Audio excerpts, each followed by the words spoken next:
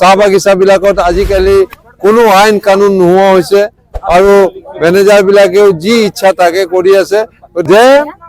স্লোগানটো হৈছে বাগান আমাৰ অসম আমাৰ বাগানৰ উন্নয়ন অসমৰ উন্নয়ন বাগান আমাৰ অসম আমাৰ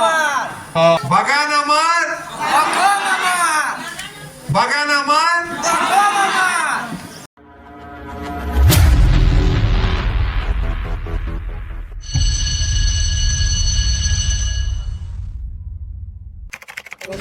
परशुराम शाह बगीचा के आशा कर्मी लगी हमी आज जितना दिन हो गए हमारे 15 साल चले है किंतु बहुत पहले गाड़ी रहे किंतु तथापि मेडिकल लेके हम पेसेंट लेके गाड़ी नहीं पाते रही और कोनो एक बेमारी हलो दिन गाड़ी लेके हम गाड़ी नहीं पाते रही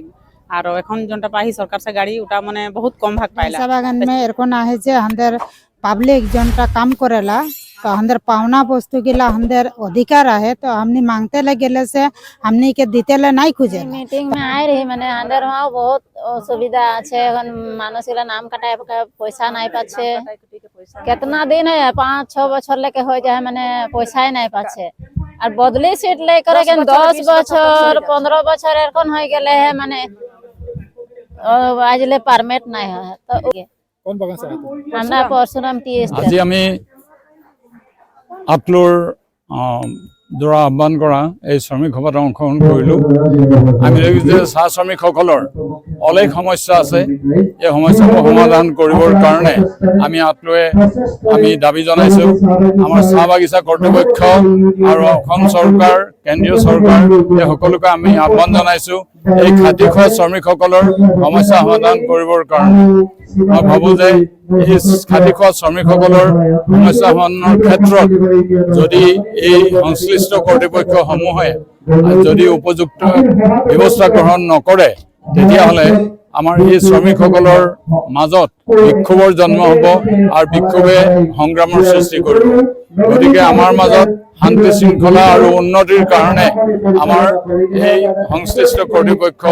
কেন্দ্ৰীয় চৰকাৰ ৰাজ্য চৰকাৰ আৰু বাগিচা কৰ্তৃপক্ষসমূহে উপযুক্ত ব্যৱস্থা যাতে গ্ৰহণ কৰে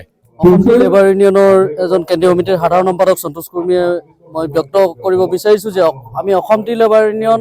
অসমৰ প্ৰতিখন চাহ বাগিচাত ইতিমধ্যে গঢ় দি তুলিব লাগিব যিহেতু অসমৰ চাহ শ্ৰমিকৰ মজিয়াত মহিলাসকলক যথেষ্ট কষ্টৰথৰ কাম এটি কলম কটা কাম দিয়ে ইয়াৰ প্ৰতিবাদ গঢ় দি তোলাৰ আমি পৰিকল্পনা হাতত লৈছোঁ লগতেই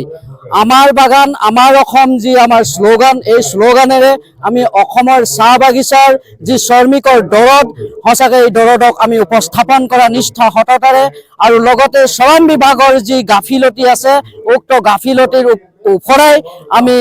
শ্ৰমিকক ৰায় দিয়াৰ প্ৰথা আমি ইতিমধ্যে হাতত পৰিকল্পনা লোৱাৰ চেষ্টা চলাই আছোঁ কি অসমৰ চাহ বাগিচাবিলাকত বৰ্তমান অৱস্থাত সমস্যা যথেষ্ট ভাৰাক্ৰান্ত হৈ পৰিছে গতিকে এই সমস্যাবিলাক নাইকিয়া কৰাৰ কাৰণে আতলৈ যি পদক্ষেপ গ্ৰহণ কৰিছে এইখিনি আজিৰ তাৰিখত আদৰণীয় পদক্ষেপ আমি আশা কৰোঁ অসমৰ 750খন চাহ বাগিচাৰ যিখিনি নেকি বৰ্তমান অৱস্থাত আগৰ যিখিনি মালিকাধীন আছিল বৰ্তমান অৱস্থাত ব্যক্তিগত খণ্ডলৈ এই বাগিচাবিলাক গুচি গৈছে তাৰ পৰৱৰ্তী সময়বিলাকত এই বাগানবিলাকৰ যথেষ্ট সমস্যা বৃদ্ধি হৈছে সমস্যাবিলাক নাইকিয়া কৰাৰ কাৰণে বিশেষভাৱে সজাগতা অৱলম্বনৰ কাৰণে আতালুৱে যি পদক্ষেপ গ্ৰহণ কৰিছে ই সাম্প্ৰতিক কালৰ আটাইতকৈ গুৰুত্বপূৰ্ণ কথা গতিকে আমি আশা ৰাখিছোঁ যে অনাগত দিনবিলাকত আতালুৱে বাগানৰ শ্ৰমিকসকলৰ যি সমস্যা আছে সমস্যা ৰাজি নাইকিয়াৰ কাৰণে তেওঁলোকে এটা গুৰুত্বপূৰ্ণ পদক্ষেপ গ্ৰহণ কৰিব ধন্যবাদ আজি আমি অসম টি লেবাৰ ইউনিয়ন আতলুৰ যিটো আমাৰ এক সৰ্ববৃহৎ সংগঠন সেই সংগঠনৰ আজি ইয়াত আমাৰ এক ৰাজহুৱা সভা অনুষ্ঠিত হৈছে আৰু ইয়াত আপোনালোকে জানে যে বিভিন্ন সমস্যা চাহ শ্ৰমিকসকলে ভুগি থকা বিভিন্ন সমস্যাৰ বিষয়ে আজি আমি আলোচনা কৰিবৰ কাৰণে এখন সভা অনুষ্ঠিত কৰিছোঁ আৰু ইয়াত নলনী চাহ বাগিচা এই বাগিচাখন অতি পুৰণি একেবাৰে ব্ৰিটিছৰ দিনৰ বাগিচা কিন্তু আজিলৈকে এই বাগিচাখনত যিবিলাক সমস্যা আছে বা যিবিলাক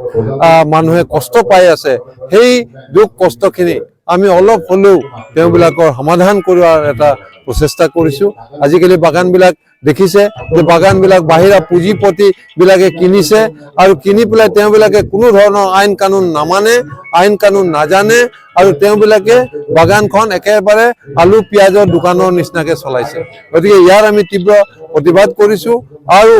এই বাগানবিলাকত যাতে চাহ শ্ৰমিকসকলৰ মানে এটা সুবিধা হয় আৰু সেই সুবিধাজনক অৱস্থা আনিবৰ কাৰণে আজি এই বাগিচাৰ মানুহে আমাক নিমন্ত্ৰণ কৰি আনিছিলে আৰু আমি সেইকাৰণে এই বাগিচাৰ আহিছোঁ আৰু বিভিন্ন সমস্যাৰ আমি বুজ লৈছোঁ। আপোনালোকে জানে আজি অসম টি লেবাৰ ইউনিয়নৰ উদ্যোগত চাহ শ্ৰমিকসকলৰ বিভিন্ন সমস্যা লৈ এখন নলনী চাহ বাগিচাৰ এই প্ৰেক্ষাগৃহত এখন সভা আয়োজন কৰিছিলে আৰু এই সভাত উদ্যোক্তাসকলৰ নিমন্ত্ৰণ ৰক্ষা কৰি জাতীয় চাহ শক্তিৰ সভাপতি হিচাপে মই অংশগ্ৰহণ কৰিছিলোঁ। যে আমি সকলোৱে জানো যে অসমত প্ৰায় 800 চাহ বাগিচা আছে, পঞ্জীয়নভুক্ত চাহ বাগিচা 800 চাহ বাগিচাৰ ভিতৰত কেৱল মাত্ৰ 274টা মাত্ৰ চিকিৎসক আছে বাগিচাত। গতিকে আপোনালোকে ভাবক যে বাগিচাৰ চাহ শ্ৰমিকসকল চিকিৎসাৰ ক্ষেত্ৰত কেনেধৰণৰ বঞ্চিত হৈছে। গতিকে আমি দেখিছোঁ 800 চাহ বাগিচাত কেৱল মাত্ৰ ৱেলফেয়াৰ যিটো সমাজ কল্যাণ বিষয়া কেৱল মাত্ৰ 374জন কল্যাণ বিষয়া আছে। তো ইয়াৰ পৰা এটা কথা প্ৰমাণ হৈছে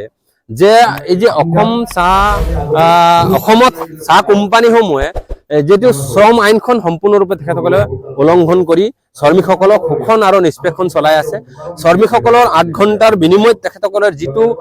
মজুৰি পাব লাগে বা মজুৰিৰ লগত অন্যান্য যিবিলাক সা সুবিধা পাব লাগে সেই সুবিধাবিলাকৰ পৰা বঞ্চিত হৈ আছে। গতিকে আমি আজি এই আটলুৰ এই ৰাজহুৱা সভাৰ পৰা অসম চৰকাৰৰ মুখ্যমন্ত্ৰী মহোদয়লৈ আৰু আমাৰ শ্ৰম মন্ত্ৰী সঞ্জয় কিষাণ ডাঙৰলৈ আমি অনুৰোধ কৰিছোঁ, আহ্বান জনাইছোঁ যে বাগিচা অঞ্চলত চাহ শ্ৰমিকক যি ধৰণে কোম্পানী শোষণ কৰি আছে এই শোষণ কৰাটো বন্ধ কৰাব লাগে। বাগিচাৰ মেডিকেল বিলাকৰ যিবিলাক সুবিধা শ্ৰমিকসকলক পৰ্যাপ্ত কৰাৰ ব্যৱস্থা কৰিব লাগে আৰু প্ৰতিখন বাগিচাত আমি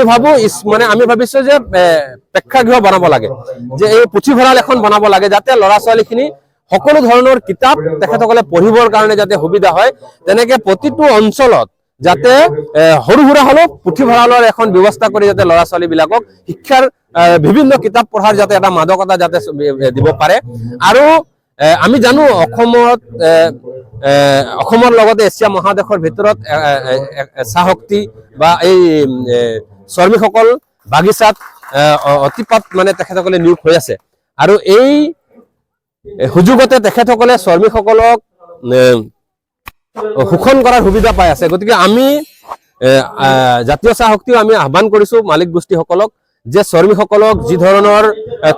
যিটো খৰি তেখেতসকলে দিব লাগে 6/6 দিব লাগে, এই খৰিও আজি 3/3 দিয়া হৈছে। শ্ৰমিকসকলৰ ৰেচন সুবিধাজনক নাই। শ্ৰমিকসকলৰ বাগিচাৰ কোৱাৰ্টাৰবিলাক একেবাৰে জৰাজীৰ্ণ অৱস্থাত, পানীত তেখেতসকলে ৰাতি শুওঁতে তেখেতসকলৰ এইফালৰ পৰা সেইফালে বিচনা কৰিবলগীয়া হৈছে। গ্ৰুপ মেডিকেলবিলাক সম্পূৰ্ণৰূপে বন্ধ কৰি দিয়াৰ ভিতৰত ফলত আজিকালি গোটেই শ্ৰমিকসকলক চিভিলত পঠোৱাৰ পিছত ডিব্ৰুগড় মেডিকেল কলেজলৈ পঠোৱাৰ কাৰণত শ্ৰমিকসকলৰ যথেষ্ট হাৰাশাস্তি হৈছে। গতিকে বাগিচাৰ শ্ৰম আইনখন যাতে সম্পূৰ্ণৰূপে উপলব্ধ হয় বা কৰ্তৃপক্ষই পালন কৰিব পাৰে তেনেধৰণৰ যাতে শ্ৰম মন্ত্ৰীগৰাকী আৰু অসমৰ মুখ্যমন্ত্ৰী যাতে ব্যৱস্থা গ্ৰহণ কৰে তাৰ কাৰণে আমি আপিল কৰিছোঁ, দাবী জনাইছোঁ।